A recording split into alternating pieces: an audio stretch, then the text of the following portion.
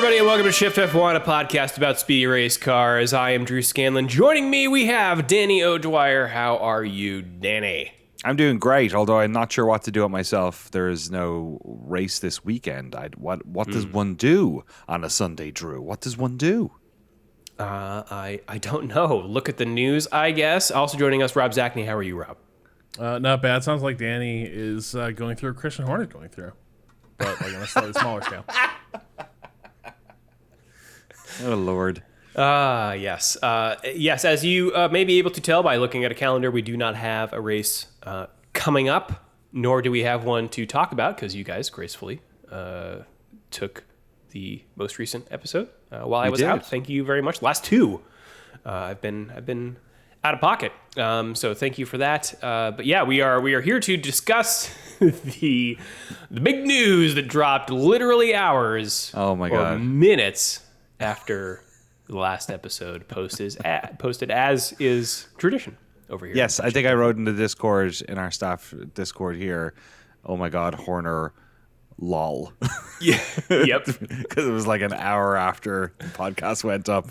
And everyone was like, emergency podcast. And we figured we'd probably do some type of mid-season. It's weird because we have the actual mid-season break in like 3 weeks' time. So it's a little bit all over the place. But yeah, we could at least get on the horn, no pun intended, this week to chat about that and some other bits and bobs. I'm the only one who's not walking wounded, though, this week. Yeah, I'm getting over a cold, so sorry if I sound gross.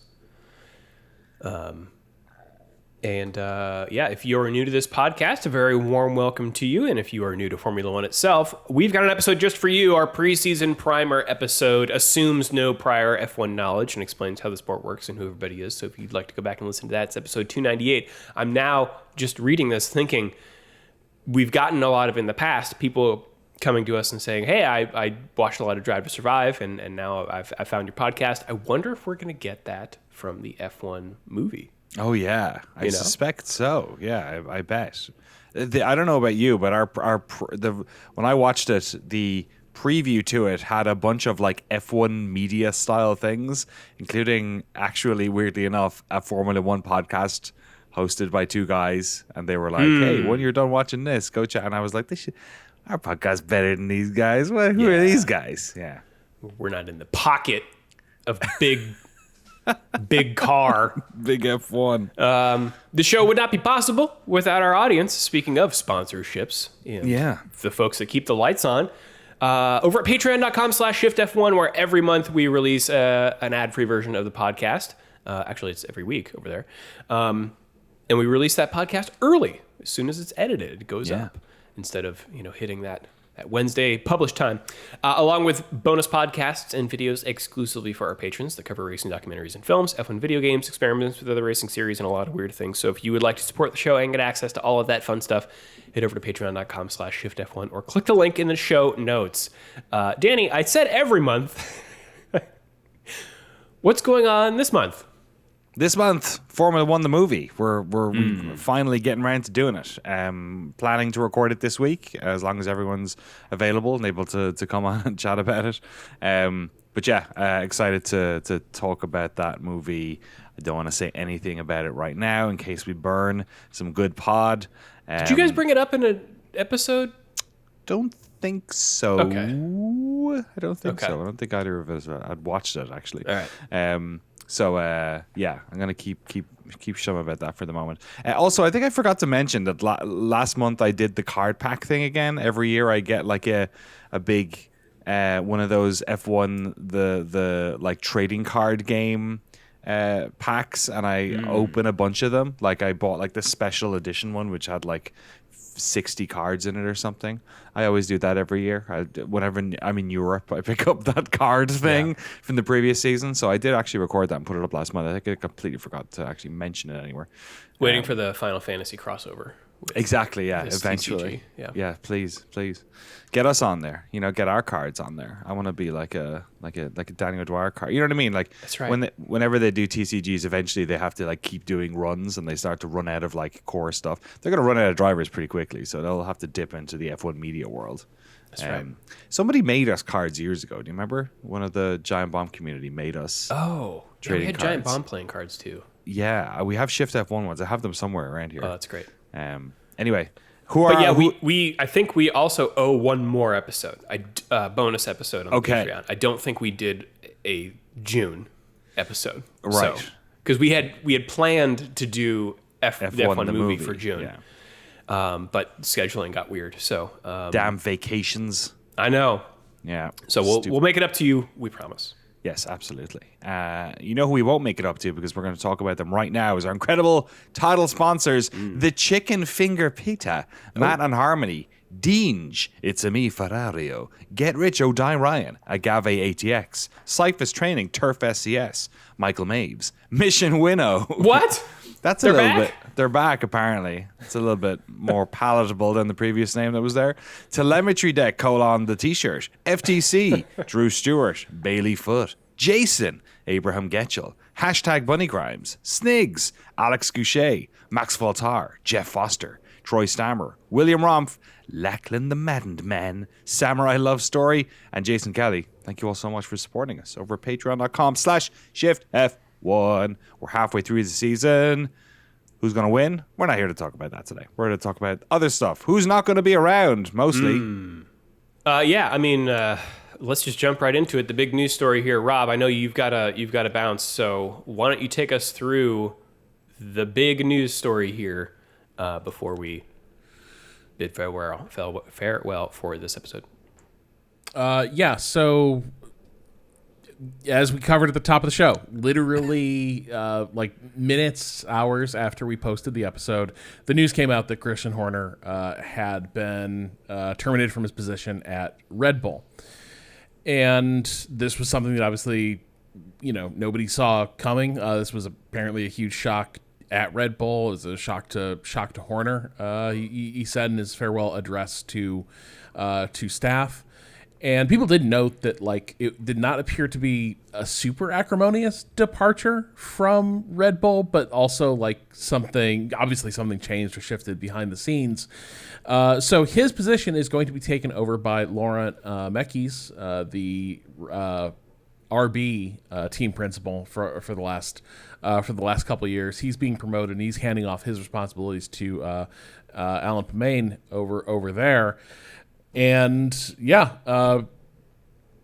we don't know a ton of details about what changed or why this happened. So it's time for us to speculate. I suppose there's a lot of good conversation. There's a lot of good pieces written about it. Autosport has a couple pieces about what it signifies for Red Bull. A lot of the people we used to read over at Autosport are now at the race. Which I'd sort of noticed that the Autosports coverage had taken a slight dip in terms of relevance, and it turns out all the reporters appear to have gotten poached by the race. But a couple details that came out over there. One was that apparently before the Silverstone GP, the team principals do they go address the crowd as part of those things that they do for people who are attending the race in person, and I think Ed Straw overheard Christian's sort of conversation with the crowd is his time on the stage, and just noticed that by Christian standards, he's unusually profane, kind of angry sounding. Okay, and you remember just having a sensation of something seems off before the race. The other thing that they noted in a piece written by John Noble is that, in general, Christian Horner is kind of one of now the last of the what's the way to put it? Godlike team principles, right? Where you are running every facet of the overall racing operation. I had forgotten until this that he's also the CEO of the Red Bull, or was the Red Bull racing team. And increasingly so, even the powertrain division that they've spun up in the past few years, was also leading that. And it definitely had the feeling of, castle politics or whatever going on of who's owning what. And obviously there was this whole conversation about how much of the, post Dietrich Mateschit's passing, how much of the onus, or sort of like the center of gravity of Formula One was getting dragged away from Austria and towards the UK as well as part of this. So clearly there's a lot of complex internal politicking going on that we're not privy to, but obviously also the protections that he had, which was reported previously, was mostly from the Thai side of Red Bull, might have also waned. Also, I believe the influence of the Thai side has waned in recent months. I think they might have literally liquidated some of their holdings. Yeah, I think that I remember hearing something about that they'd cashed in on some of it, so that might have also played a part. And then also, as I'm sure we'll get into at some stage, Rob, the performance of the team has, and critically the personnel on the team has taken a massive hit over the past couple of years, especially in relation to the allegations that he faced this time last year, if I'm not wrong. I was even early. It was there at the start of the season last year. It was? Okay. That just lingered through to around this time last year.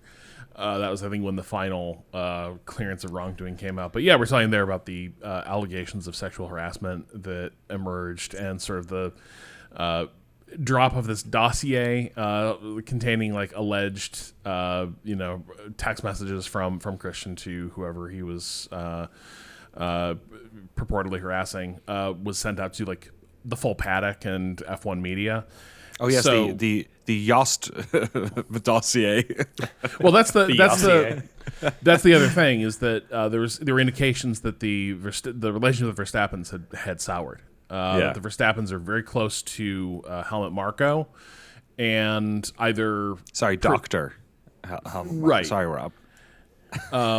Yeah, he's got a legal doctorate. Which is a real doctor, as in like painting. I think he got the same place Dr. Phil got his one. Yeah, basket weaving. So like that relationship soured as well, and it's hard to tell whether that was because Helmut and Christian were butting heads, or whether there's also an issue with Christian and the Verstappens.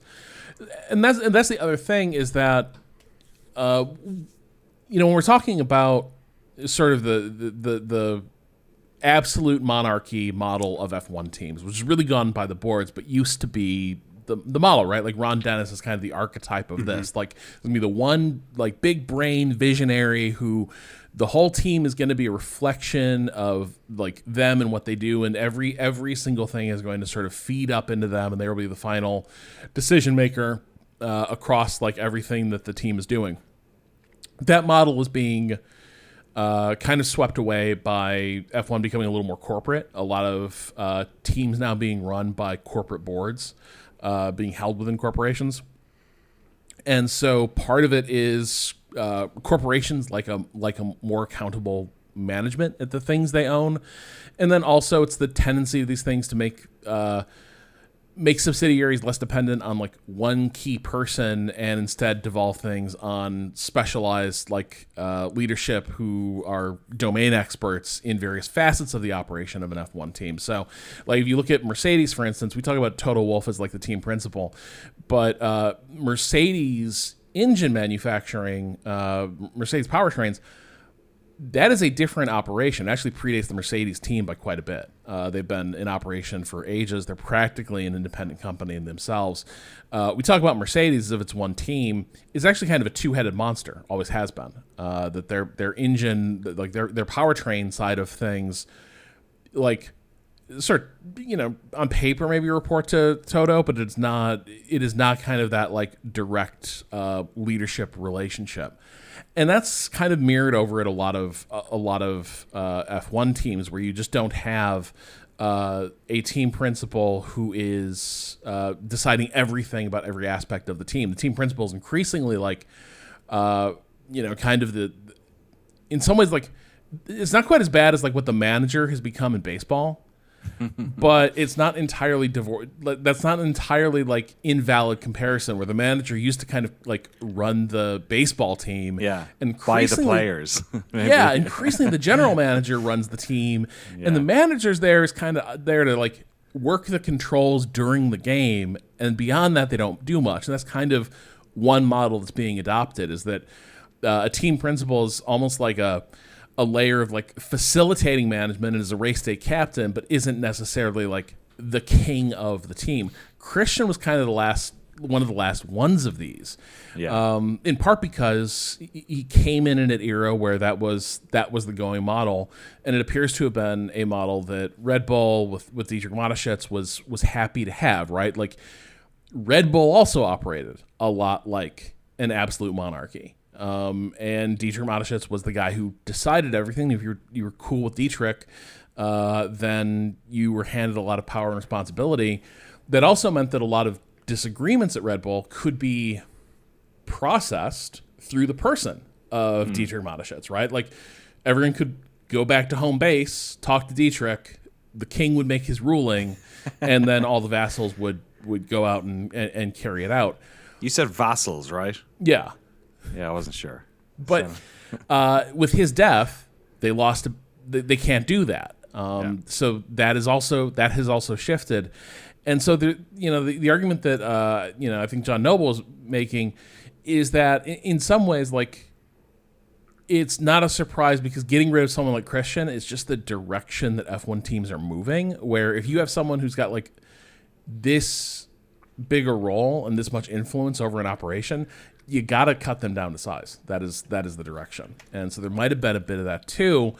But the combination of results taking a steep nosedive and apparently souring relationships with your star player.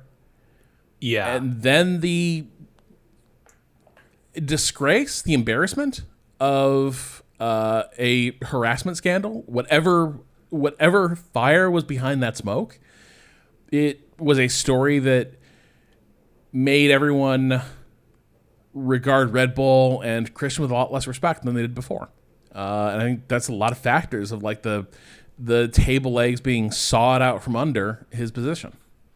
Yeah. I mean, the thing that I jumped to immediately when I heard this news was the Verstappen angle, right? Because if you consider that you are the F1 or the Red Bull board and you're looking at that exit clause that Verstappen has, allegedly, that if he's not in such and such a position by the halfway point of this year, he can walk. And you've got Toto Wolff going like, oh, it'd be nice to have him at Mercedes. That is catastrophic if you are Red Bull, because no one else can drive that car. And it's not like you can just like tweak a couple settings for next year's car and have it be drivable by everybody and still be fast. Like these things do not turn on a dime. That is the development of a car. And so that is existential if you lose Max Verstappen. And what I haven't seen anyone say this, but my assumption is that, well, to keep Verstappen, something's got to give. That's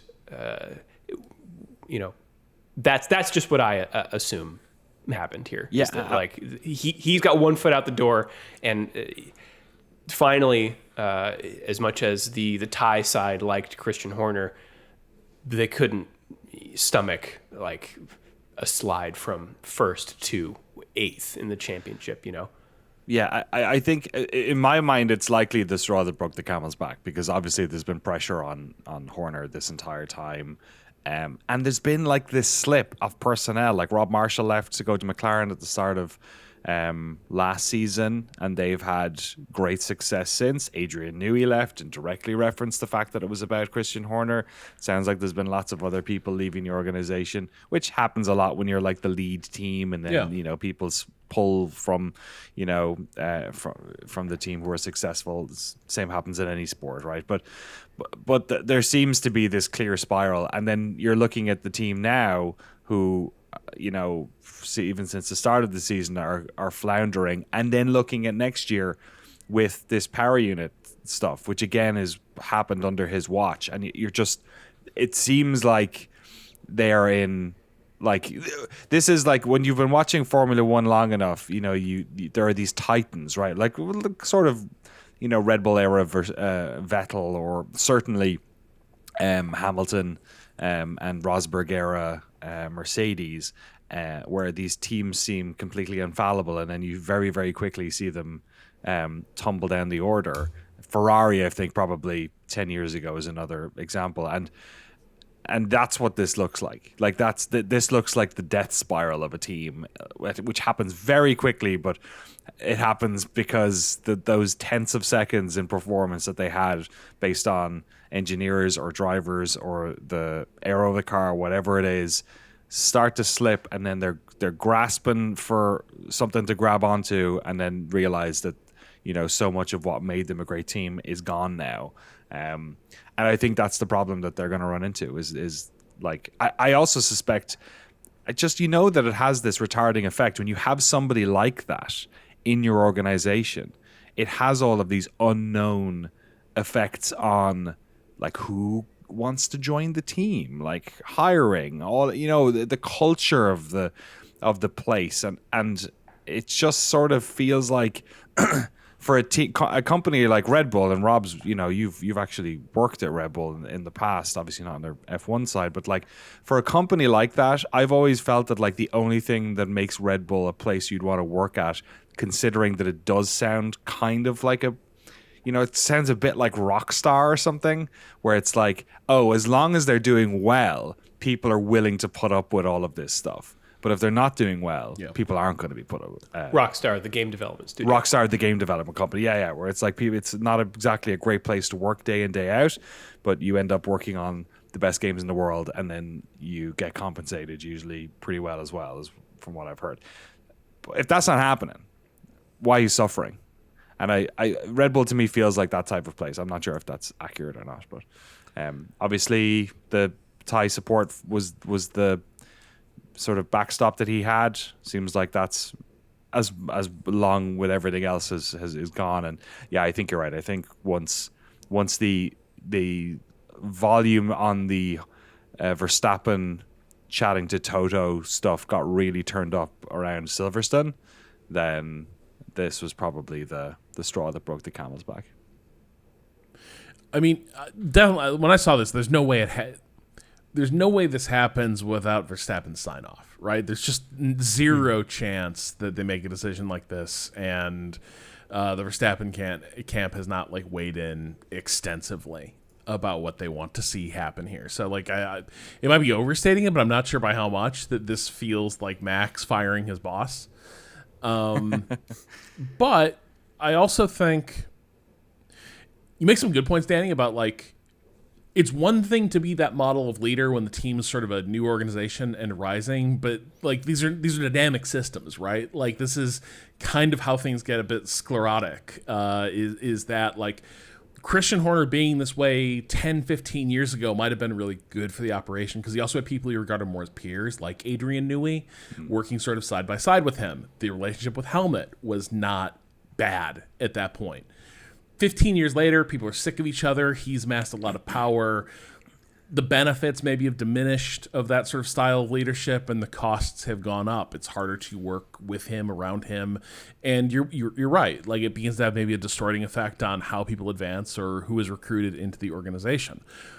The flip side is there's a couple things. One is that I think the track record of this guy is very, very good. Like ultimately, there's a bit of a Bill Belichick thing happening here as well, where it's like, there's all these issues, and you're in a bit of a fallow period, but like it's not that bad by F1 standards. Like it's a couple bad seasons, literally 2 seasons ago, like you won every race. Like this is a very fast turn against a team principal who has sort of put together 2 like era-defining runs for this team.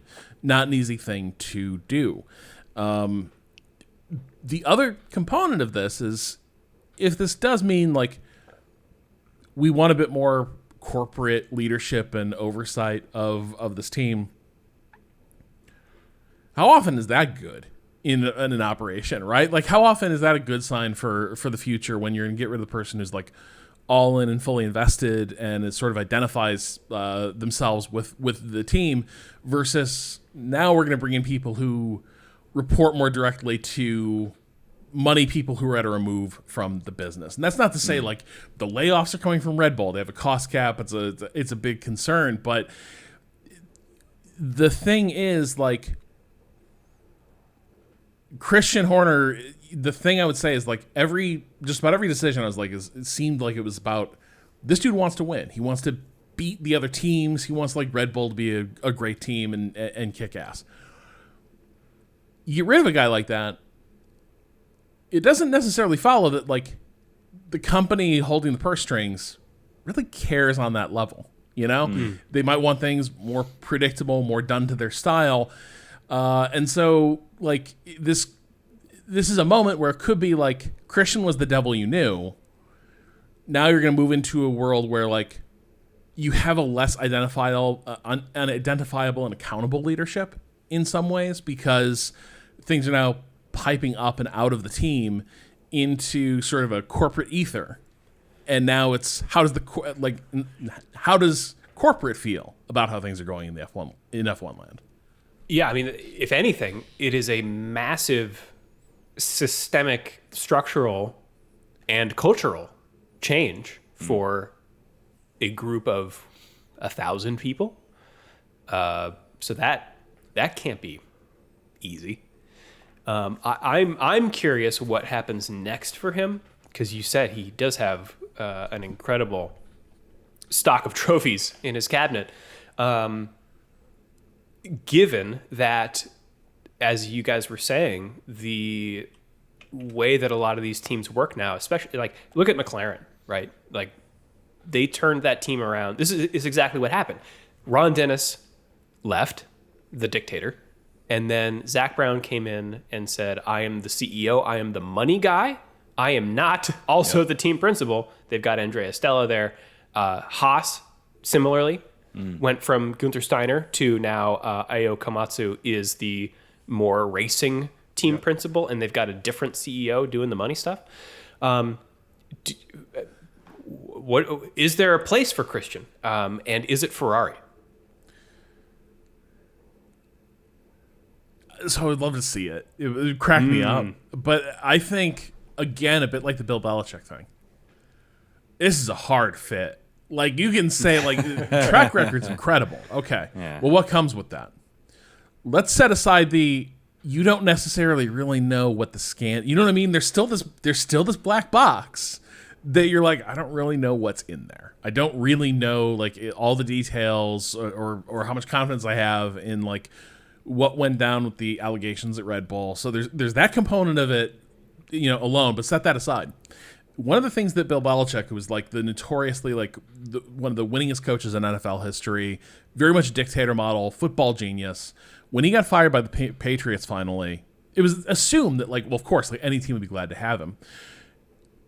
But positions didn't open up, and it turns out teams didn't want him. And one of the arguments for the reason for that was the way this guy liked to operate, where he was sort of the final court of appeal for all things happening in football operations. That's just not what teams have. People who are like, the general manager wants to control player personnel. They have football operations people who want to control everything but what's happening on the field. Belichick is someone who's like, you're going to hire him. You're telling all the other people who have leadership positions in the company, like, well, yeah, you'll still have that, but like the real decisions are going to lie with Bill now. And in the final years of his time with the Patriots, there have been questions about, like, is his decision-making as good as it used to be? Does he still have the stuff that required to be successful? And so I think, like, you're right. Is he probably a great team principal? Yes. Is he a great team principal for what a lot of F1 teams want right now? That is tough. That is much harder to say. I think maybe Ferrari is one of the few. Ferrari and Alpine probably are the only ones where I would say, like, it makes some degree of sense, because, like, Alpine is lost at sea, and maybe you need, like, a program builder. Like, hey, what you did with Jaguar, you need to can you come do it at Alpine?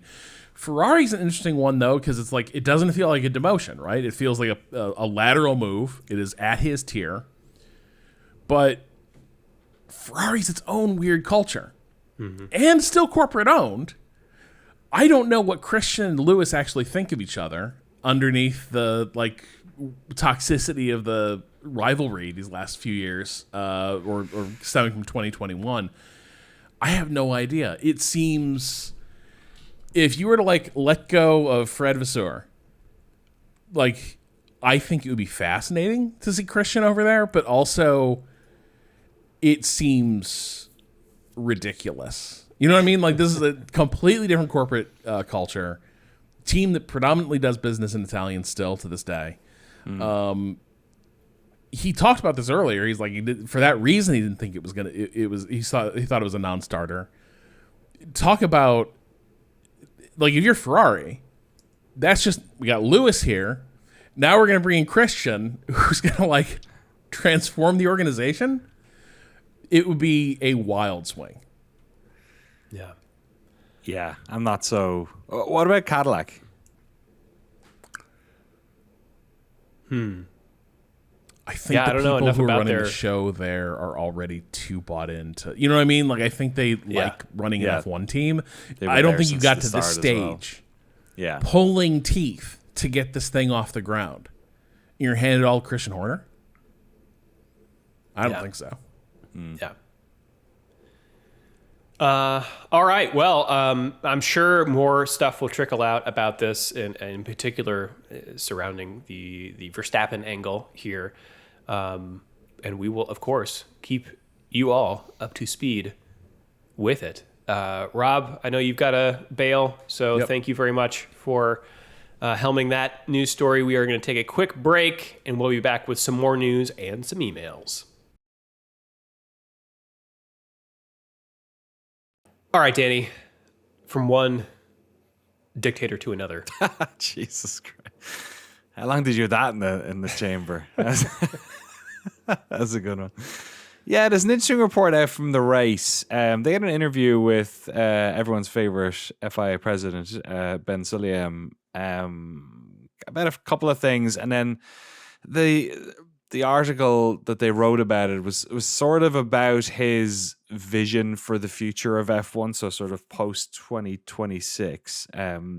Obviously, there was a story about the V10s possibly coming in. That was largely reported and understood as sort of posturing and politicking by Ben Sulayem, and what is currently he doesn't have many friends in. Well, he clearly has enough friends to still be the front runner horse for the next presidential elections, but wavering support, let's say, and obviously on the track and on the television side of stuff and the fan side, people have been getting very frustrated with just how sort of hands-on and clearly political he's gotten, especially when he first signed up and was saying a lot about how he wanted to blend into the background and the FIA should not be waving their hand over decisions within F1. So this is an interesting interview, and I think sort of taken in totality is probably the best way. So please, the link is in the show notes if you want to and read it yourself. The sort of 101 from it is very much that the hybrid era and the direction of travel of F1, that he sees it sort of moving back away from hybrids, and also even like the sort of the we've joked about the sustainable fuel stuff as well a little bit on here, that also that might not be such a popular position given so many of the teams like Mercedes, for instance, have petrochemical companies that aren't doing that type of work as large sponsors. You're smiling. It does feel a little like Ben Sulayem was like, well, there's all these, hybrid engines, pretty DEI stuff. We gotta get rid of that, So I think that's where my brain goes, is that we culturally it feels like we're doing a lot of backsliding as it, just largely. I'm not just talking about Formula One, like obviously there's a lot of things going on in the world right now that feel very much like the progress and direction of travel, the optimistic, especially when it comes to, I guess, the environment and stuff. A lot of that stuff feels like it's backsliding. And this, to me, was sort of an alarming read because so much of it is talking about how, we tried to do this and the justification being cost cutting, which is like, this is typical politicking where you can easily spin like, we want to get new teams in the sport, we want to keep costs down and yada yada yada.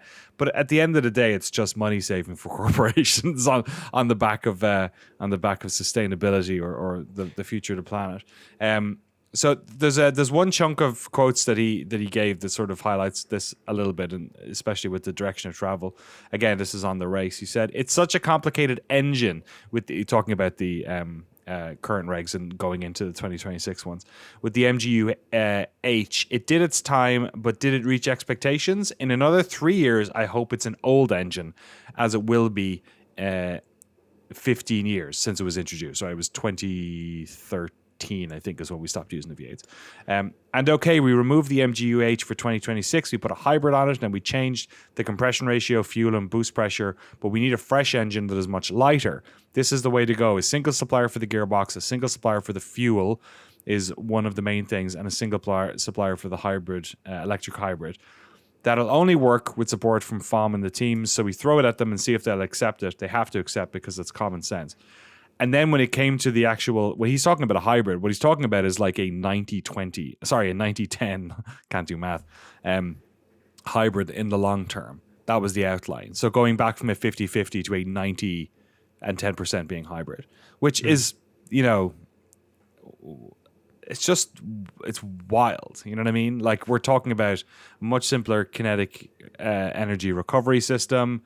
And is this what we're looking at with the future of cars? I guess hybrids are, if we're led to believe that electric cars are going to continue to progress and be the future, then I definitely understand that hybrids are sort of becoming a dinosaur. But is that what we're saying here? I don't know.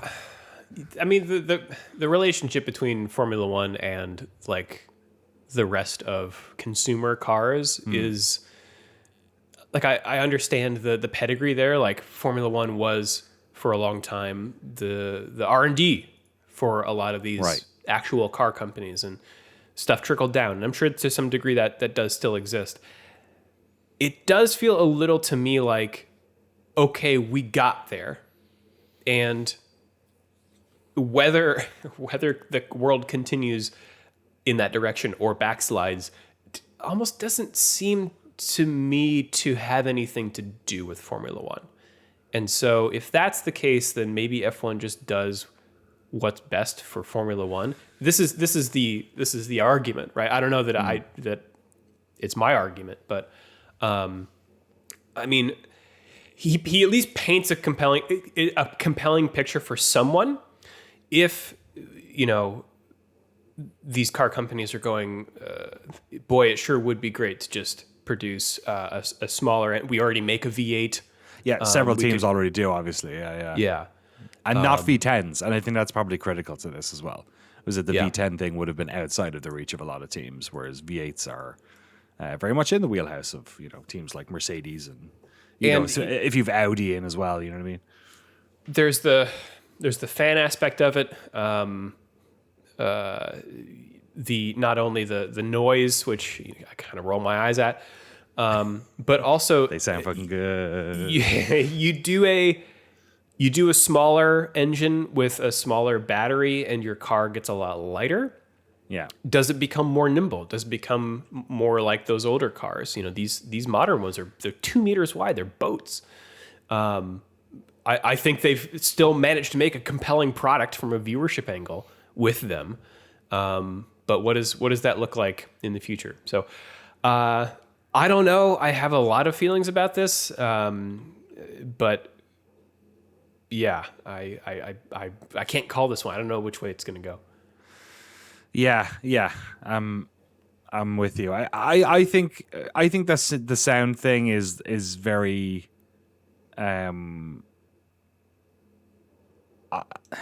I see it as like a double-edged sword. Like I love the sound of those cars. Sure.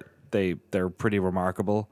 But as F1 has tried to become a more mainstream sport, I do think there is a bit of a difference between bringing kids or people who don't watch a lot of racing to an F1 race today and bringing them to an F1 race 10 years ago. It's maybe I'm crazy. Maybe it's just they're both loud as you get over it. But I was at the Speedway again this weekend in Petaluma, and those cars get pretty loud, and a lot of kids wear headphones, but it's not that bad if you're an adult or if you're sitting in a certain spot away from it, and that does make a difference. Like I think that type of the shrill off of those ones it's pretty awesome, but it's also I don't know, maybe I'm crazy about that. I'm not sure, but yeah, it's just I found it interesting because it does seem like that is the direction of travel, and if he's willing to be the point person for a lot of that change, and then the teams can just sort of slide in behind it and run with it, I can see why people would be happy for him to be there on a purely it's politicking within a purely corporate structure. So if he's waving the cost-cutting flag, then people are going to go, sure, let's do it. Let's make stuff that this is more efficient. We don't have to worry about all this environmental stuff so much. We can pull back a bit from the really expensive, really heavy parts of the car, and largely we have not figured out big chunks of those things. I think as the turbo hybrid era has continued, the cars have continued to get heavier. And from a fan perspective, especially if you're not conscious about some of the environmental impacts of it, of course you're going to agree. Like, I agree. My toes curl because of the environmental impact, and I wouldn't like it to happen. But like, do I want the cars to be lighter? Yeah, that's something I agree with, obviously. Yeah, and I wonder how light can you actually get with all the safety structure around them these days? I know they're bigger. That's true, but yeah, it's to me at least it points in the direction of travel for the teams and for the sport in a way that I found a little bit, not even a little bit, like quite a bit alarming or saddening, maybe is the word. But pragmatically, unfortunately, I also see the case for it in a world in which morality doesn't have that much of an effect on decision making. That article also points out that he Ben Sulayem wants a 12th team and maybe a Chinese one. I wonder why. Yeah. I've nothing against a Chinese team or a Chinese driver, but the co-opting of China into Western spaces purely for the monetary benefit of having that audience has been very, transparently, manipulative and lame to me. It should be a global sport. Who's waving the flag for any type of African team, let alone an African race? Nobody, because the money's not there. So it's like, okay, fair enough. You want to just go to China and get that money, yeah, he's that guy. Well, speaking of getting that money, Danny, who knows what the cars will look like in 4 years' time? But also, who knows where we'll be watching those cars?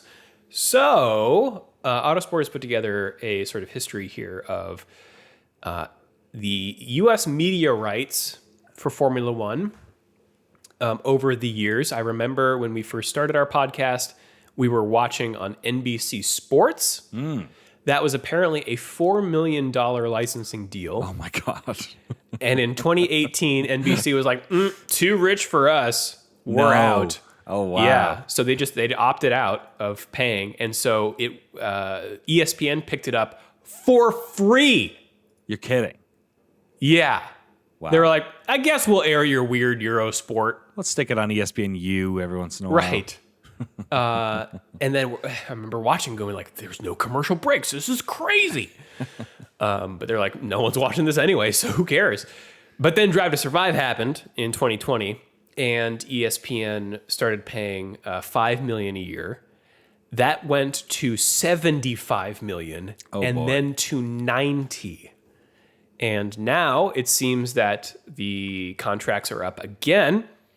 And Apple has put a bid in, sources say, for $150 million per year for the exclusive rights to air it in the U.S. As long as that doesn't touch my F1 TV.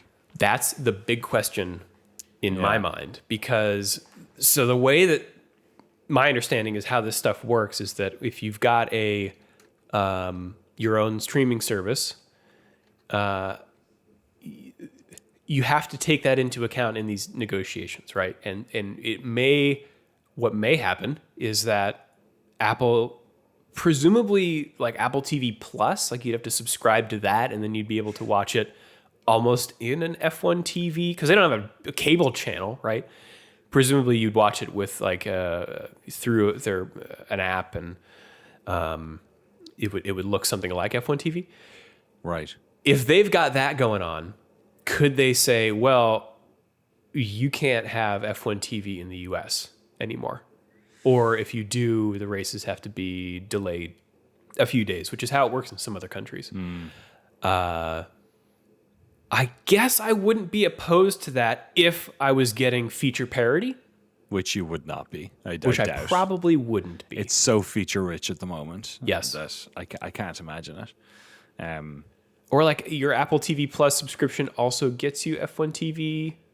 I don't know. Yeah. This is the same Apple who produced the F1 movie. Of course. To a certain extent. Warner Bros, I think, were also involved in it. So I don't know exactly how much they chipped in. But there's a big Apple logo at the beginning of it. There is. I don't think there's a WB logo. Right. It is... and it's doing incredibly well in the box office. It's outpacing the new Mission Impossible movie. It's made somewhere in the realm of 140 million already. I think it's Apple's best debut. Yeah, and in the box office. Yeah, and occupied a very interesting spot in the summer stuff right before the Jurassic Park movie, right before the Superman movie, right before Mission Impossible, I think, as well. Final Reckoning, I think. So I think it came up before, but did it? Okay, fair enough. So I can see why, just as part of a wider strategy, this might have been happening. Yeah, I'm with you. I'm like, F1 TV to me is I'm very happy with it. I know it costs a bit of money, and I know Apple TV Plus probably would end up costing less, but I like the experience of it. So I'm with you. I think there's I don't know what they'd have to drop the price of F1 TV significantly if that was the case, and then it becomes more of a companion app, perhaps, or the archive or the original programming that they have there. And I guess I could see that happening, but they need to significantly drop the cost of F1 TV if they're pushing everyone over to Apple at that stage. Yeah. And they have the numbers. Look, they're going to be having this conversation with Apple, and they're going to be having to be fairly transparent about who in America is watching this thing on the app and who is watching on television. And maybe it's a moot point. Maybe the app is just the hardcore sickos. Maybe F1's. Maybe they see that they see an opportunity to grow the audience in the States even more so at that stage, and then it becomes more about what Apple can see as maybe broadening the audience to a certain extent of being part of a new movement in the same way that Drive to Survive was. You know what I mean? Who knows? Yeah. I could see them having a real. It makes sense that they're going this hard because they're riding on that movie and anything to wrest some control of this big media property from Netflix. All right. Well, if you're a hardcore sicko, you can send us an email at shiftf1podcast@gmail.com or go to f1.cool/emails. We got a 3-pack here. Danny, you want to take this first one from Blake? All right. Blake says, "Hey, shifters, I know that the teams get in trouble for leaving the track more than I think 3 times, but is that not enforced in bad weather? I'm pretty sure Leclerc entered and exited the track 3 times on one single off in Silverstone." There was that one really funny one where he just cut the entire way across maggots, which I thought was pretty funny. So if I'd seen this email before, I would have actually looked up the specific rule on this. But from my experience of watching the sport, at least, there is a difference between track limits as it pertains to somebody's driving line or overtaking line in the sport, and them having an off kind of in any situation. I think the key thing here is whether or not there was an advantage in them doing so. So they're penalized for leaving the track in situations where that is helping them to, defend an overtake, make an overtake, or cut their lap time down. Like that's why laps get deleted in practice and qualifying, is because you were not on the track. In the case of Leclerc, like in bad weather especially, it's like sliding off because of the rain, like there is no advantage happening to him in that case, so they're not adjudicating that type of penalty based on that. But to that point, I don't even think the weather matters. I think if the driver has an off and they abandon a turn, because a lot of times they'll have a bit of that they have a tank slapper or a bit of understeer, and then they end up getting the car back, and instead of trying to wrestle it back on the track, they go off because it's the safer option. They're not regardless of whether or not the weather is bad or not, they're not going to penalize that driver. But certainly in the case where there's weather, they're not penalizing drivers for accidents, essentially, is what that is. That's just part of the sport. So no, I think the thing you need to remember when it comes to penalties in particular for track limits is the advantage that the driver is getting for doing that. Yeah, I could see them maybe deleting a lap time in a race for Leclerc having to go off track because he slid off in the wet weather. But I don't think it wouldn't make sense to count that toward his, the ones that would earn you a penalty. No, and that's why the marshals are all there to, wave the flags, and like that's when that stuff happens. It's part of the sport, and what's most important is that everyone is safe, both the car who's gone off and also the rest of the cars on the track, as that other car is attempting to get back on, and that's why they have all of those safety measures in place, and teams on the radio talking about stuff to make sure that doesn't happen, and largely like it doesn't. Like we don't see many crashes of cars going off and taking other cars out in that way. Like that happens a lot more in stuff like Indy and especially in NASCAR. Like NASCAR is all about that, obviously, because they ride in those packs. But you don't tend to have a lot of those crashes where cars collect a bunch of other cars in Formula One, just likely because of the track designs, the spacing, and the dynamics of when you go off on an F1 track, you're probably not driving, you're not going back onto the track. The one example I would lead that is the counterpoint is unfortunately the start of the straight at the top of Radion in at Spa, where you did have a wall for a long time that was pushing cars back in, and ultimately led to the death of at least one driver in Antoine Hubert. So I think there is I think if there was an issue there that they would police it, but it's driving off the track because you spun out is just part of the sport. All right, this next one comes from Kyle, who writes, "Why does IndyCar radio sound like that? F1 has some sort of high-def audio, but IndyCar sounds like the Apollo 11 radio messages, and it is a lot harder to understand. Is this like IndyCar intentionally cultivating more of a, quote, American or low-tech sound intentionally, or is it just because of the lower budget? They have the windscreen, so you'd think it'd be easier to get better sound."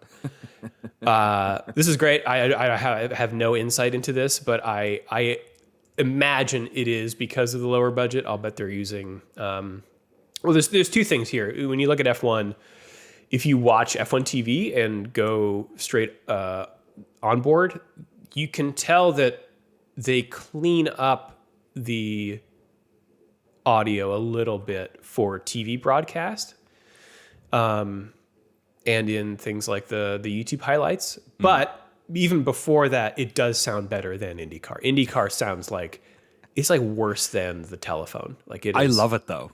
It is good. It does have that Apollo 11 feel to it, but I think it's definitely just a cheaper radio.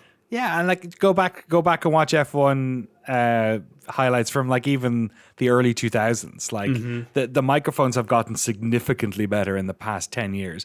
I think another element of that to a certain extent is probably the dynamics of the sound of the engine and how much cleanup you need to do. Because like in F1, they really need the microphone close to the driver's face to like with like a decent amount of cleanup to get a clean signal from them, because their head is resting on the back of the engine basically. So I'd say the environmental sound is absolutely insane. Whereas I don't think NASCAR would have as much as a problem, which means they probably don't need as much of a solution, you know? I wonder if the windscreen of an Indy car actually contributes to more keeping the engine noise in there as opposed to it dissipating into the air. Yeah. Oh, sorry, you're talking about Indy. Sorry, not NASCAR. Indy. Yeah. Yeah. It's a good question, but I love it. I love all the radio in all those, like the NASCAR stuff. I love with the spotters. I think that stuff sounds so clear. You know, I was watching Sonoma over the weekend, and it was so much fun, and I like that about. You can smell the gas a bit more when you're watching those sports. Yeah. You know what I mean? Yeah, You can, sure. like Indy especially, you know, it's like, it's different. So there's a certain amount of enjoyment in that. But yeah, you honestly go back and listen to an F1. You know, you can go back to like, you know, watch some Senna highlights from the 90s and it sounds insanely bad. But like go back to Schumacher era, it's still not great. So it has gotten a lot better for sure. And I'm with you. I think it's probably like if they wanted to, they could make the Indy stuff sound better, but I don't think they necessarily need to. I'll bet it is a bandwidth issue of the data that is coming off of the cars, because I think F1 has we talked, or there was an article about this many years ago. They put up like 100 like cellular towers effectively, which is what they like. It's cellular signal that's coming off of the car, and that has a certain bandwidth. And so if the bandwidth is high enough, you can have like crystal clear audio. I'll bet Indy is like, you know, there's like a radio in there, and it's just going back to one place at the pit wall. Right. And if you go through a tunnel, it fuzzes out, you know, something like that. So that it's infrastructural that is leading to like a lower budget solution. Speaking of audio, you want to take this last one here from Adam? Sure. Adam says, as a group of video production professionals, I was hoping you could provide some insight on why the audio is always so bad in the cool down room. I understand not wanting to mic up the drivers, but it's a closed environment that they could prepare well in advance. Surely there's something they could do to allow the fans to listen in better when they cut to it after every race. Thanks for the great podcast, Adam in St. Louis. Sorry. This is a great question. This is a great question. Yeah. And I mean, Adam is right. They could easily mic up this room. They could stick a camera in the front of it to record the whole thing. There's a million different ways in which they could. It sounds like it's coming off of a shotgun mic on the handheld one, right? Yeah, it sounds like an onboard camera mic. Yeah. And so I love this question because it has bugged me also for many years, because the drivers know that it's happening. Yeah. So why can't you just put some shotguns in the corners of the room and just mix it? You know, so shotgun mics, or like, you know, an omnidirectional mic on the table in the middle, or literally anything instead of just that single camera. And then you can tell they just jack the gain up because there's all that hiss. I know, but again, there's something about the storytelling of that I kind of am into, because it's like, we're not meant to be here, right? They're cranking up the gain, that like it's all. So shotgun mics, for people who don't know audio, every microphone has a different sort of capture radius around it, like Drew mentioned, omnidirectional mics. If you've ever worked in a company that has a meeting room microphone in the middle of it that obviously records audio from all directions, a shotgun mic is a microphone that essentially works like a shotgun. You've probably seen them. They're quite long, and they have a very particular recording radius that is directly in front of where the camera is pointing. And they're usually used for capturing audio that's a bit far away right in front of you. But like Drew said, you could set up lots of other shotgun mics in that room that would be able to capture the audio, and then you could mix it. So it doesn't have to be exactly where the camera's pointing. But for whatever reason, they have decided to use what also weirds me out about it is that like they're probably like when they're recording everything else, I don't know if they're using onboard audio for anything. So is this the only time that they use the shotgun? Because like when they're doing the interviews or where they're like talking to them, I'm sure they have. Obviously, the handheld's there. I'm sure. Do they not have a boom op for that stuff? I guess I've never noticed it before. Probably not for TV, but for Netflix, they certainly do. Yeah, so maybe they don't. Maybe they do use the onboard or the hooked up shotgun for that stuff. But it's a very good question because you could easily just drop like something in there and have it wirelessly literally hooked up to the camera or mixed up to the director, and they choose not to. I wonder if it comes up in like every year when they do the back and forth negotiations with the teams. Does it come up and they're like? You think it's in like some no man's land of like, well, that place isn't really supposed to be mic'd. I think that's it. But everyone knows that it is. So yeah. I think you've hit the nail on the head. I think the green room interviews have turned into a thing because they were eventually like, oh, we're going to record you in the green room before they come out. Because before it would just be B-roll of everyone going to before, the area where they do the champagne and all that sort of stuff, right? And the teams, and they talk over it. And now we're allowed in the green room. And I do wonder if it's just a case of like initially it was like, let's just turn the onboard mic on and see if we can get away with it. Yeah, exactly, right? Now so there's like a dedicated part of the broadcast where the commentators, right? Silence. Stop talking. Yeah. So I think you're right. I think it's this weird production no man's land. Technically, there is zero reason why they don't mic that room up better. Technically, there is. It makes no sense. They light it for television. Like that room is set up to be now. Broadcast. Yeah. So like, exactly. They didn't before. So like, of course. They've now done run throughs with those camera ops probably the day before, making sure that they can get up there and the signal's fine and everything. And it's definitely a guy. It's not like they have a stationary camera there that like, would lend a feeling of that they are alone in the room. Right. No, you're right. There's more like a reality TV show, like Big Brother or something. There's a dude there. There's a camera up 6 feet from them. Yeah, exactly. And it's they're obvious. There standing there and largely sometimes following them into the room. You know what I mean? Yeah. So exactly. It's not like, you're right. There's a person there. It's not like there's they could do that too. They could lock off the whole thing and make it Big Brother-y, and that would be its own weird thing, Strange. All right, shift.f1podcast@gmail.com or f1.cool/emails. You can also hit us up on the socials. That is us around the internet. You want to take it around the world, Danny? Let's race around the world. Yeah. The World Rally Championship is in Tartu for the Rally Estonia. Tartuga? Chotuga. The island of Tartuga?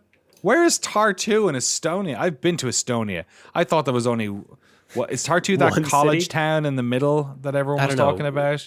I think World Rally Championship goes to some far-flung places. It does. Oh man, look at that Tartu. Yeah, it's in the south. Population of 95,000. True. Okay. MotoGP is in Czechia for the Brno round. Brno. Yes. Brno. The NASCAR Xfinity Series is at the Dover Motor Speedway in Dover, Delaware. Look at me. I'm in Delaware. For the Bet Rivers 200. Bet Rivers. Is that a casino thing? It's a betting thing. I'm almost positive. Everything's betting. Just there are no betting ads on this podcast, by the way. We should let people know that we opted out of all that sort of stuff. Yeah. If you hear one, let us know. Yes, we are anti. We are the only sports podcast in the world that does not take money from betting companies, because that stuff is dark and evil, and do not. Yeah. Super Formula, Danny. not evil. They're at Fuji. Ooh. The Fuji Speedway, which is stuff. in Oyama, Sunto District, Shizuoka Prefecture. Oh, terrific prefecture. Top 20. IndyCar and their terrible radios are in Toronto for the Ontario Honda Dealers Indy Toronto. Toronto. The NHRA. Oh my God. The NHRA is in Kent, Washington at Pacific Raceways for the Muckleshoot Casino Resort Northwest Nationals. Muckleshoot. Muckleshoot. That is... Why do I think that is probably some beautiful native name that has been anglicized or something like that? Muckleshoot. Muckleshoot. I'm going to look up the origin of Muckleshoot while you keep talking. Well, we got NASCAR, Danny. Also in Delaware. For the Auto Trader Echo Park Automotive 400. My lord. Can I just say I am nothing but net on Muckleshoot. Oh, yeah? 100%. It is an anglicized. This is what happens when you're Irish. You can spot this stuff a mile away. Got you're it. like, Dublin? What kind of name is that? It's an well, I don't know why I can't say the word now. Anglicized? Anglicization of a Lachute seed, which is sort of an area of the Salish language, it looks like, of a word that I am not going to pronounce because it is incredibly complicated. Does it sound like Muckleshoot? It doesn't look like Muckleshoot to me, no. Yeah. Well, Beetlejuice doesn't look like Beetlejuice. It's true. It's the where is this place? It's in Washington? The Muckleshoot, yeah. Mm-hmm. This may also help that the fact that I went to I did a documentary on Dwarf Fortress, and as part of it learned a decent amount about the Suquamish and the Duwamish tribes which live up there. And this is apparently a Duwamish part of the Duwamish language. So there you go. Muckleshoot. Called it. That's what's going on this weekend. But Danny, what happened this day in history? In days of lore. That's the new sound, little jingle I'm going to do there for just this one episode. Spinal Tap bit. Toronto. By 1999, former world champion Damon Hill was no longer enjoying F1, and he announced on this day that he would be hanging up his helmet at the end of the season. He said, Formula One is should I do an English accent now? Formula One has offered me many incredible opportunities, and I will cherish some fantastic memories. I have fulfilled my ambitions and consider myself very fortunate to have done so. One of Damon's fellow British F1 champions was celebrating today in 2001 when he was awarded a knighthood.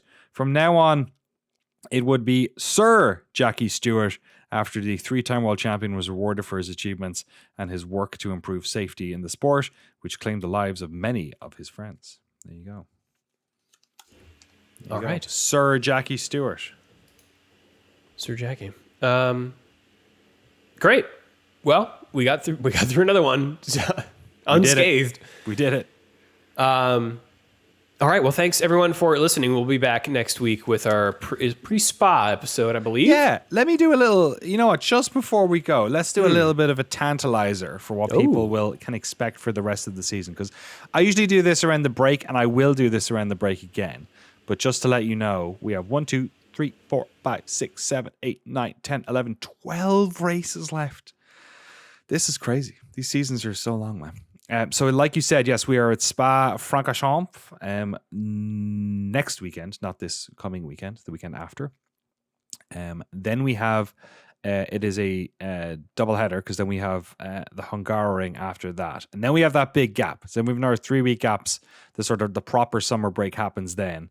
And right, so we will probably will not have episodes for August 13th and August 20th. Yeah, we'll have to see, because who knows? Somebody might hire Christian Horner or do something else.